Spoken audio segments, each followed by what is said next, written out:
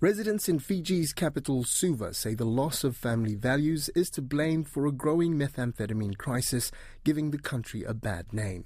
It comes after a video recently circulated online of a naked woman begging for a hit, prompting Fiji's Prime Minister Sitiveni Rabuka to urge citizens not to even think about trying drugs. There are also reports of people trying to get high by injecting blood taken from someone who is already high, a practice locally referred to as blasting or Bluetoothing. Caleb Fotheringham has more. Methamphetamine use in Fiji at crisis point. Drug-Free World Fiji founder Kalisi Volatabu says the problem has spread through urban and rural environments in all divisions across Fiji.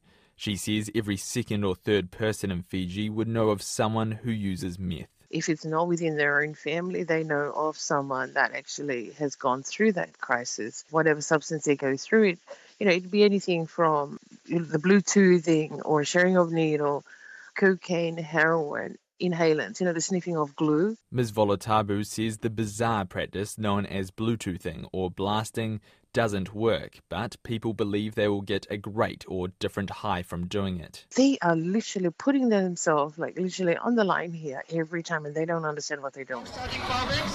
On the streets of Suva on a busy Saturday morning, Vitalai Tamanituakula says the drug situation is getting worse. By looking at the people, especially the young kids, the young people of nowadays, you can see them through the way they act and even their faces. Once you look at their face, you can identify them, They're high. Mr. Tamanituakula says young people are loitering in the city when they previously would have been in the villages. He blames the problems he sees on a departure from traditional family values. The problem is the family. The children should go back home, and the parents, to look after the children properly, to discipline them. Pauline Doris also thinks parents have a bigger role to play. I think the parents should be more alert on their children's behaviors, what they do in school and what they do outside of school. So I think it's also the responsibility of a parent to make sure that their child doesn't get involved in those things. Chatal Devi says they have been receiving regular updates through social media about police drug busts.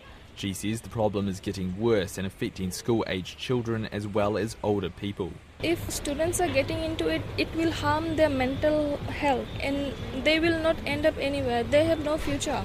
They will not know what responsibility is. Misaka Tabor says Fiji should be the first one to stop the problem before it goes out to small island states.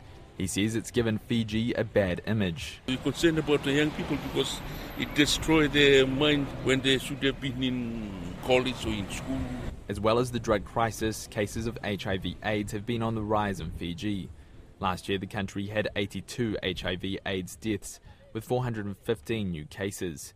In 2022, there were 245 cases of the disease and 151 in 2021.